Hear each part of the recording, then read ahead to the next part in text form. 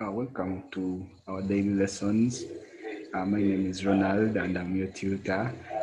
This is our second episode of Advanced Level Physics and Waves. Press this button here to subscribe to our channel. It's free of charge. Just press this button. Like our lessons, share our lessons with your friends, comment. You can also visit our website, which is down here, for any resources that you may want, notes, discussion questions. Visit that website, which is shown down there. So starting on the representation of a wave. In this case, we're basically going to look at how we present a wave, and in this case, it is a transverse wave, and the various terms that we use when looking at waves. So for a transverse wave, it is a wave whereby the direction of propagation or movement of a wave is perpendicular to the direction in which the particles are vibrating. So this, we represent it by how you can see in this diagram. So this line here, basically this line is what we call the rest position, or what we can also call the equilibrium position. It is rest, or we can also call it or refer to it as the equilibrium position. So meaning that as you can see, the wave is moving in this direction. That is why the wave is moving, and then it is vibrating, or the particles of the wave are vibrating in this upward direction from the mean position as the wave propagates in this direction. So since it is a transverse wave, it is characterized by troughs, which we call positions of minimum displacement from the rest or equilibrium position, and crests, which are positions of maximum displacement from the equilibrium position. So if this is a crest and this is a crest, you can see the distance between these two successive crests, or the distance between two successive troughs here. And that distance is what we call wavelength, and we shall be using the symbol lambda, which is shown here. Then the maximum displacement from the rest position, it can either be from the rest position to the highest point on a crest, or from the rest position to the lowest point on a trough. That displacement is what we shall be calling amplitude. So sometimes, most times we use capital A for amplitude, although here the one which is used is small a. So meaning that the displacement on the graph, it can also be shown as you can see here. It can be shown like this.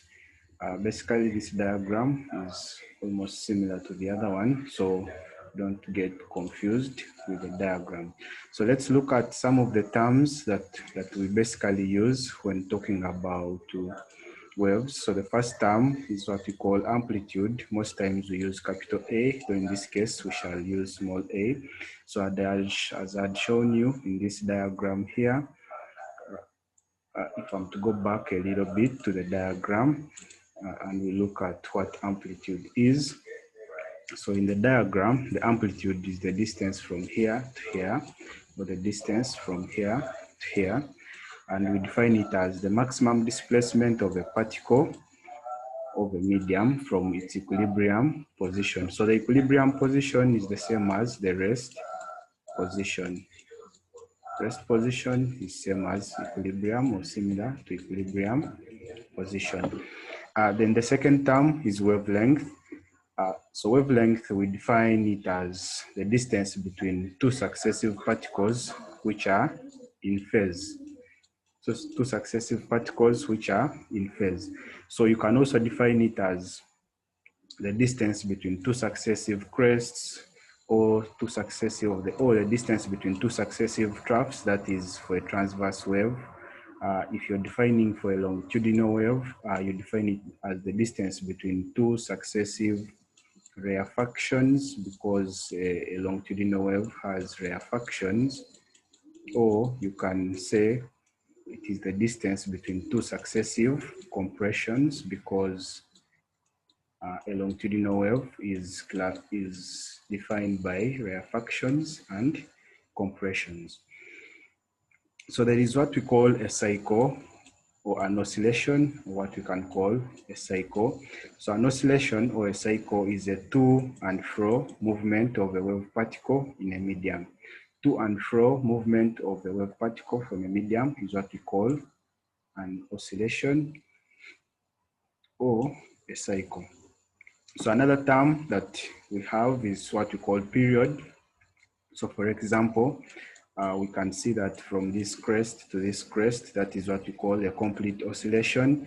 Then the time taken for the wave to make this complete oscillation, which is from one crest to another, is what we call period. So it leaves this position, and when it returns to this same position, we call that the time taken is what we call period. So basically, period is the time taken for a wave particle, the time taken for a wave particle to complete an oscillation is what we refer to as period of a wave. It is the time taken for a particle to complete one oscillation, or it is the time taken for a wave to travel a distance of one wavelength. So meaning that if a wave, for example, if a wave covers n complete oscillations, it makes n complete oscillations taking a time t seconds and has made n oscillations, then in this case the period t will be given by, since it is the time taken to complete one oscillation, the period will be given by the total time taken t divided by the number of oscillations. That is, if we have the number of oscillations that the wave makes. Okay. So period is measured in seconds since it is time. So the units for period, capital T, is measured in seconds, or what we write as S, or we present as S. So another term here that we normally use in waves is what we call frequency. So frequency is the number of complete oscillations that a wave makes in 1 second. The number of oscillations that a wave particle makes in 1 second. So meaning that if a wave makes n oscillations, if a wave makes, let's say a wave is making n complete oscillations, and it takes a time t seconds. This implies that the frequency f, since it is the number of complete oscillations, it will be given by frequency is equal to the number of oscillations divided by time. So here you get the number of oscillations that are made in 1 second. So from here you can see that frequency will be given by n divided by t, and then period will be given by t divided by n. So this implies that f and t are related, and the formula that relates frequency and period is 1 out of frequency, or you can also write it as frequency is given by the formula 1 out of period. So the two, frequency and period, are related by that formula. So frequency is measured in units that we call Hertz, or which we write as a capital H and a Z for Hertz. So we always measure frequency in Hertz, and that is how we present a Hertz as the units of frequency. Okay, so moving on, we look at another term, which is phase. We use the term phase when we are defining wavelength. We said it is the distance. We said wavelength is the distance between two successive particles of the wave that are in phase. And phase is basically it's a situation or a point in time whereby the particles are exactly in the same position. So a point in time where the particles are exactly in the same position or in the same points as they are moving in a direction is what we call phase. So that's why in this definition, it says that particles are in phase when they are exactly at the same point in their paths and are moving in the same direction. And that is what we call phase. So we have what we call a wave front. So a wave front is any section through an advancing wave in which all particles are in phase. It's any section through an advancing wave in which all particles are in phase. And then for a ray, this one is very common when we are looking at light, but since light has wave properties, a ray is a direction of an advancing wave. So for speed of a wave, it is the distance traveled by a wave per unit time. Distance traveled per unit time, so meaning that if we are using the sign for speed as v, so the speed v will be given by the distance traveled, distance divided by time, the time which the wave takes traveling a given distance. So if the distance is measured in meters here, and then the time is measured in seconds, so that means that the speed is measured in units meters per second. So those are the units that we use when measuring the speed of the wave. So if you look at the formula for speed of a wave, so let's say what if a wave makes n complete oscillations? It makes n complete oscillations. Oscillations made are n, and it takes a time which is, so if I call the time taken, it takes a time t seconds when making those complete oscillations, and a complete oscillation, one complete oscillation is lambda. One complete oscillation is lambda. So this means that the distance that a wave will travel, the total distance traveled, will be given by the number of oscillations which it has made times the distance of one oscillation, which is n lambda, and then the time taken, of course, for it remains as s. So this implies that the velocity or the speed will be given by the distance, which is n lambda, divided by the time, which is t. But the fraction n out of t, the fraction n out of t, this is small t. This fraction, when we are calculating, you can see that this fraction here is what we refer to as n out of t is the same as 1 out of period, or n out of t is frequency from what we looked at behind there. So n out of t is equivalent to frequency, or it is the number of oscillations which are made in 1 second. So this will imply that v will be given by f lambda. So this is the equation of what we call the wave equation, or the equation of the wave. So n out of t can also be equivalent to 1 out of period. So meaning that the equation can also be written as velocity is lambda divided by t, where t, capital T, is the period of the wave. So this is how we can derive that equation, or you can use this. So in this case, we are considering one complete oscillation, which is lambda, or one wavelength. So to cover one wavelength, the time taken t is equivalent to period.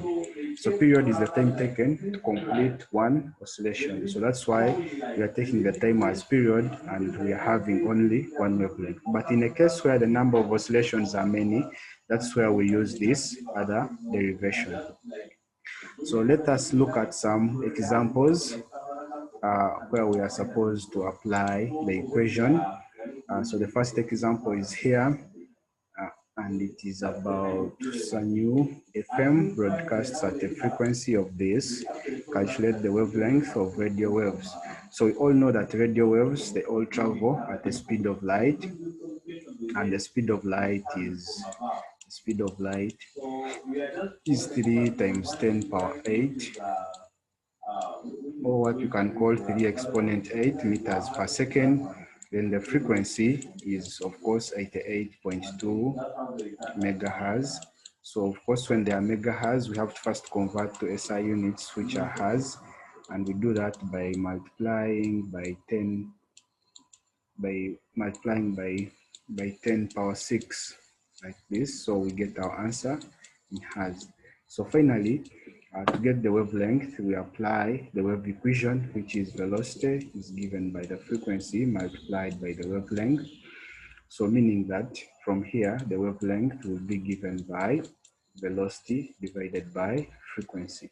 So just do the substitution of velocity and frequency and make sure that the wavelength you get is in the standard units, which are meters. So every time you're dealing with questions to do with wave equation, make sure velocity is in meters per second. Also make sure that the frequency is in hertz. Okay, looking at another equation, because for this, the answer, I hope that we've pressed our calculators properly and we've got the answer as this. Looking at another example, which is given down here. In this example here, we have a vibrator produces waves which travel a distance of 12 meters in 4 seconds. If the frequency is this, so in this question here, we are given that the distance. So if I call the distance is equal to 12 meters. We are also given that the time is 4 seconds. If the frequency is 2 hertz, they are asking us to find the wavelength of the wave. Find the wavelength of the wave. So to find the wavelength of the wave, since we have distance and time, these two can help us to first calculate the speed of the wave. So we know that the speed v is given by distance divided by time. This will be given by 12 divided by 4. And when you divide 12 by 4, this will end up giving us 3 meters per second as the speed or the value of v. So after finding v, you can go ahead and calculate the frequency by applying the wave equation, which is velocity is f multiplied by lambda, where lambda is the wavelength. So from here, the frequency will be given by, we are looking for the wavelength. The wavelength lambda will be given by velocity divided by frequency. So the velocity is 3 and the frequency is 2. So you realize that the answer for wavelength will be given by 3 out of 2. Even if you just leave it like this, the answer is in meters. So it's 3 out of 2 meters, or you can also write it in decimal point form and it will be 1.5 meters as the answer. Another example, let's look at another example, which is here. A vibrator has a period of that, as you can see. The period is given and it is 0.02 seconds, produces circular waves of water in a tank, the distance between any two successive crests. So you can see now they have given us the distance between two successive crests, which is 3 centimeters. So first of all, if you have to write what is given in the question, we are given the period as being equivalent to 0.02 seconds. The distance between two successive crests, that will obviously be the wavelength, which is 3 centimeters, but you have to convert it to standard units, which are meters. So you divide it by 100 to convert to meters, and the answer will be 0.03 meters. What is the speed of the wave? So they are asking for the speed of the wave. So of course, we are going to use the formula velocity is equal to f lambda. But in this case, we have period. So we know that period can be given by 1 out of frequency, meaning that frequency can be given by 1 out of period. So if we just use frequency is 1 out of period, we shall have velocity being equivalent to wavelength divided by period, like this, where 1 out of period represents frequency. So if you continue and work out this, just get wavelength and divide it by period, and then get your answer. Okay, that's it. If we go ahead and look at another example,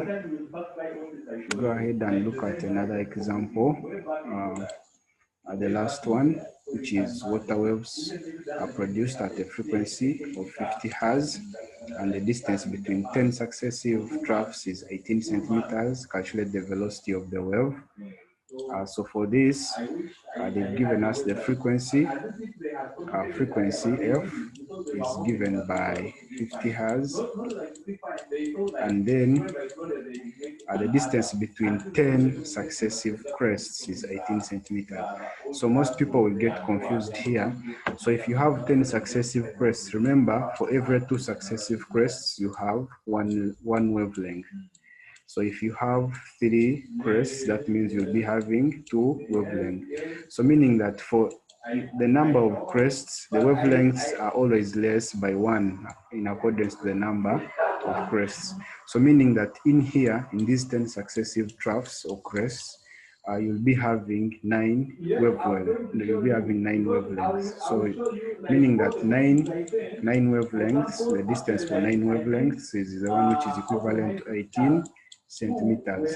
So this means that a wavelength for this wave will be given by 18 divided by 9, and this will be 2 centimeters.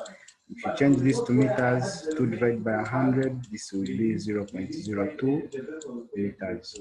So meaning that you can go ahead and calculate the velocity, still using the same formula, the wave equation, which is velocity is F lambda. So you just multiply the velocity of 50 times the wavelength, which is 0.02 meters. So you calculate this and you see what exactly it leads you into. Otherwise, thank you for listening. Watch out for our next episode. Please remember to subscribe, press that button to enjoy all our lessons. Thank you.